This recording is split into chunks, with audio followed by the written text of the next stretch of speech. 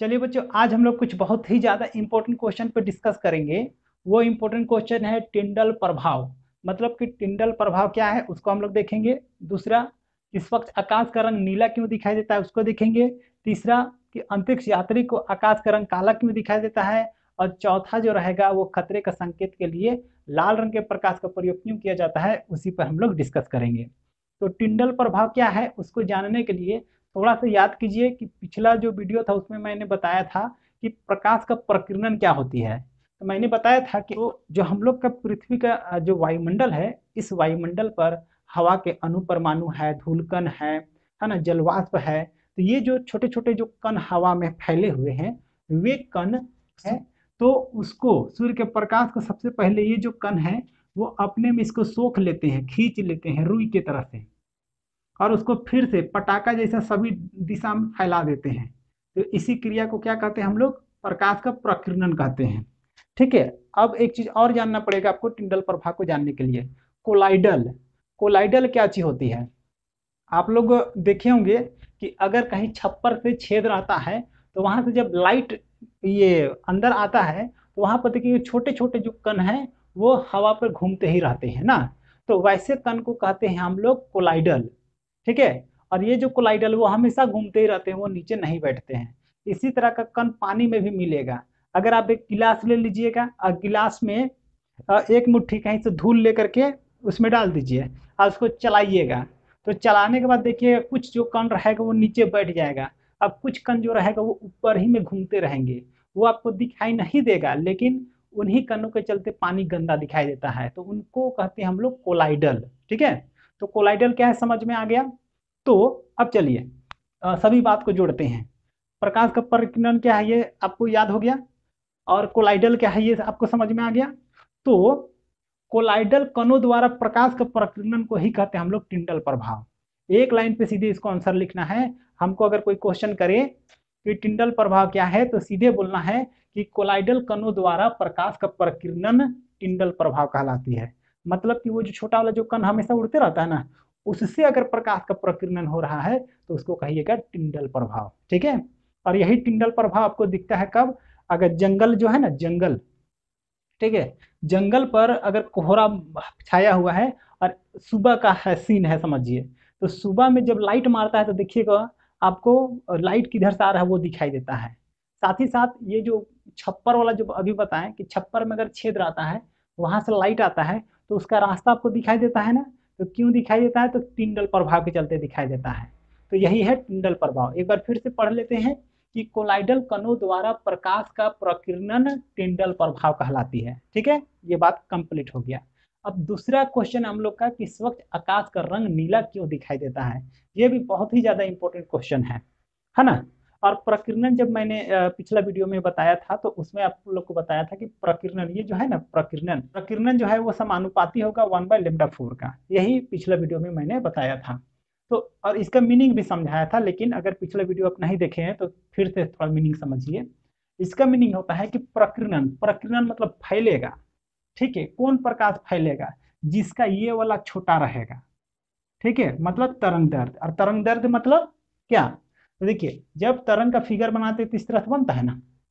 तो ये दो ठो जो शीर्ष है इसके बीच का जो दूरी रहता है ना, इसी को कहते हैं हम लोग तरंग दैर्ध्य। सूचित करते हैं किससे, लेमडा से। या तो गर्त भी पकड़ सकते हैं, 200 गड्ढा अगर मान लीजिए और थोड़ा सा आगे बढ़ता है इस तरह से, तो इसके बीच का भी दूरी को क्या कहते हैं हम लोग, तरंग दैर्ध्य कहते हैं। ये दोनों बराबर होती है। तो ये प्रकाश का प्रकीर्णन के बारे में क्या चाहिए हम लोग जाने, कि जिसका ये जो रहेगा तरंग दैर्ध्य जो रहेगा वो कम रहेगा तो ये ज्यादा होगा, और ये ज्यादा रहेगा तो ये कम होगा। ये व्युत्क्रमानुपात पढ़ाता है। इसको दो तरह से पढ़ते हैं कि प्रकाश का प्रकीर्णन, प्रकीर्णन डायरेक्टली प्रोपोर्शनल या तो समानुपाती होती है 1/λ4। और इसको ऐसा भी पढ़ते हैं प्रकाश का प्रकीर्णन इन्वर्सली प्रोपोर्शनल λ4 का। तो मतलब अगर ये पूरा को पढ़िएगा तो इसको डायरेक्टली प्रोपोर्शनल पढ़िएगा, और केवल इसको पढ़िएगा तो इन्वर्सली प्रोपोर्शनल पढ़िएगा। और इन्वर्सली प्रोपोर्शनल का मीनिंग यही होता है कि एक बढ़ने से दूसरा घटना। सपोज कीजिए कि एक तो रूम में चावल भरा हुआ है, चावल भरा हुआ है उसको 100 आदमी 1 साल तक खा सकता है। अब 200 अगर आदमी आ जाएगा तो कितना साल खाएंगे, तो आधा साल खाएंगे। तो देखिए व्यक्तियों की संख्या बढ़ा तो समय क्या हुआ, कम हुआ। इसी को कहते हैं व्युत्क्रमानुपात। तो प्रकाश का प्रकीर्णन जो है ना वो व्युत्क्रमानुपाती होती है। किसका? तो इसका तरंगदैर्ध्य का, तरंगदैर्ध्य मतलब लेमडा का, इसका। और एक चीज और आपको जानना पड़ेगा। तो देखिए सूर्य के प्रकाश जो है उसमें कितने रंग है? तो 7 रंग है, बैगनी, जामुनी, नीला, हरा, नारंगी, पीला और लाल। ये हम लोग का 7 रंग है। और उनका जो तरंगदैर्ध्य है ना वो नीचे से बढ़ते जाता है। मतलब लाल रंग का जो प्रकाश है उसका तरंगदैर्ध्य जो है वो सबसे ज्यादा है।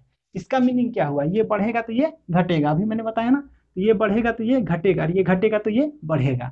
इसका मीनिंग क्या हुआ कि ये कम होने के चलते, बैगनी का कम है तो ज्यादा प्रकीर्णन होगा, उसके बाद जामुनी का और उससे थोड़ा कम प्रकीर्णन होगा, बैगनी, जामुनी, उसके बाद नीला, नीला का उससे और थोड़ा सा प्रकीर्णन कम होगा। मतलब प्रकीर्णन सबसे ज्यादा किसका होगा? तो बैगनी का, उसके बाद जामुनी का, उसके बाद नीला का। उसी तरह करते करते करते करते कहाँ पर पहुंचेगा? सबसे कम किसका होगा? तो लाल रंग का होगा। तो अगर ये बात को अगर समझ गए तो यहाँ का सभी क्वेश्चन का आप आंसर समझ जाइएगा। ठीक है, और इसको समझने का पूरा कोशिश कीजिएगा। ठीक है, अब चलिए हम लोग देखते हैं इस पर।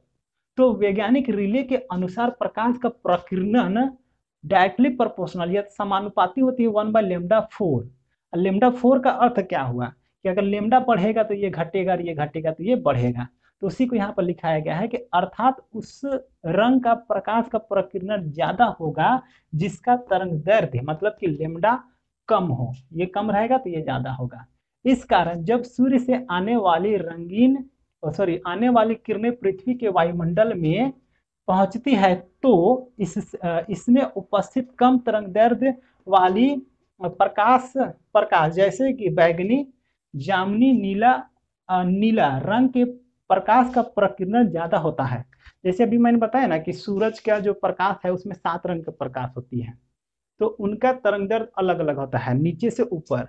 सबसे कम बैगनी का, उसके बाद उससे ज्यादा जामुनी, उसके बाद नीला। तो इनका तरंगदैर्ध्य इस तरह से बढ़ते जाता है। तो इनका कम तरंगदैर्ध्य वाली प्रकाश किरणें जैसे बैगनी, जामुनी, नीला रंग के प्रकाश का प्रकीर्णन ज्यादा होता है और वायुमंडल में फैल जाते हैं। जैसे कि वायुमंडल में पहुंचेगा ना तो पूरा फैल जाएगा। जैसे कि फटाका फटने के बाद कैसे फैलता है, तो जैसे वायुमंडल में आया और वायुमंडल को ऊपरी सतह पर ये फैल जाएगा। लेकिन ये जो है ना हम लोग का आंख का जो प्रॉपर्टीज है ये है नीला रंग को जल्दी से देखने का। मतलब सीधे समझिए नीला रंग के लिए ज्यादा संवेदनशील है। मतलब नीला रंग को ज्यादा मतलब तुरंत देखेगा। तो वही चीज को यहाँ पर लिखा गया है, देखिएगा ज्यादा होती है और वायुमंडल में फैल जाती है, परंतु हमारी आंखें नीले रंग के प्रति संवेदनशील, अति संवेदनशील है। इसी कारण स्वच्छ आकाश का रंग नीला दिखाई देता है। ठीक है, ये आपको क्लियर हो गया होगा। अब आते हैं कि अंतरिक्ष यात्री को आकाश का रंग काला क्यों दिखाई देता है। जब मैं छोटा था और ये क्वेश्चन को मैंने जब देखा था तो हमको थोड़ा सा आश्चर्य हुआ था कि अंतरिक्ष यात्री ये अंतरिक्ष में जाते हैं तो उनके चलते उनका रेटिना पर कुछ दूसरा इफेक्ट हो जाता है कि क्या, कि उनको आकाश काला दिखाई देता है, जबकि हम लोग देखेंगे तो वही आकाश नीला दिखाई देगा। ऐसा तो बात ऐसा है ना कि देखिए वैसा कोई बात नहीं है कि रेटिना में कोई चेंजिंग आता है। बात ऐसा है कि जब अंतरिक्ष यात्री जब बोलेंगे तो आपको सीधे समझना है क्या, वायुमंडल से बाहर। तो वायुमंडल के बाहर जा करके हम लोग को देखना है। तो अगर हम लोग भी अंतरिक्ष यान में बैठे हुए हैं तो हम लोग भी अंतरिक्ष यात्री कहलाएंगे। और हम लोग जब आकाश को देखेंगे तो हम लोग को भी काला दिखाई देगा। ऐसा क्यों होगा उसको सुनिए। तो कि अंतरिक्ष यात्री को आकाश का रंग काला क्यों दिखाई देगा। तो देखिए हम लोग का वायुमंडल है, वायुमंडल में धूल कण, फिर हवा का अणु, परमाणु और जलवाष्प ये सब है केवल वायुमंडल में। वायुमंडल से जैसे बाहर जाइएगा, अंतरिक्ष में चल जाइएगा तो वहां पर आपको धूल कण या तो वायु के अणु, परमाणु है ना, या जलवाष्प नहीं होती है, जिसके कारण किसी भी रंग का प्रकाश का प्रकीर्णन नहीं होती है। और जो प्रकाश जा रहा है मतलब एक दिशा में जा रहा है तो जा रहा है, वापस कभी नहीं आता है। तो इसी चलते अंतरिक्ष यात्री को आकाश का रंग काला दिखाई देता है। तो शॉर्ट में आपको इस तरह बोलना है कि अंतरिक्ष में वायु के अणु, परमाणु, धूल कण और जलवाष्प नहीं होने के कारण प्रकाश का प्रकीर्णन नहीं होती है, इसलिए अंतरिक्ष यात्री को आकाश का रंग काला दिखाई देती है। उम्मीद करते हैं कि ये भी आप लोग को समझ में आ गया होगा। अब सुनते हैं कि खतरे का संकेत के लिए लाल रंग के प्रकाश का ही प्रयोग क्यों किया जाता है। तो इसका एक कारण ये है, देखिए यहाँ पर यही वाला। तो अगर ये क्वेश्चन आता है तो आपको यहीं से लिखना है कि वैज्ञानिक रिले के अनुसार प्रकाश का प्रकीर्णन करने के ये जो है 1 बाई डायरेक्टली प्रोपोर्शनल है 1 बाई लेमडा 4 का, अर्थात उसी रंग के प्रकाश का प्रकीर्णन ज्यादा होगा जिसका तरंग दैर्ध्य कम होगा। इस कारण यहाँ तक लिखना, उसके बाद आपको अपने से जोड़ना पड़ेगा। ठीक है, मतलब जिसका तरंग दैर्ध्य कम होगा उसका प्रकीर्णन ज्यादा होगा। ठीक है, यहाँ तक तो हो गया। लेकिन लाल रंग के प्रकाश का तरंग दैर्ध्य, देखिएगा अब आगे क्या लिखना है, लेकिन लाल रंग के प्रकाश का तरंग दैर्ध्य ज्यादा होने के कारण वो उसका प्रकीर्णन नहीं हो पाता है और वायुमंडल में अधिक दूरी तक वो गति कर सकता है। इसीलिए खतरे का संकेत के लिए लाल रंग के प्रकाश का प्रयोग किया जाता है ना, क्योंकि वो अगर अधिक दूरी तक जाएगा तो वो दूर से ही दिखाई देगा। तो यही इसका कारण है। तो उम्मीद करते हैं कि ये चारों क्वेश्चन आप लोग को समझ में आ गया होगा। तो आज के लिए इस वीडियो पर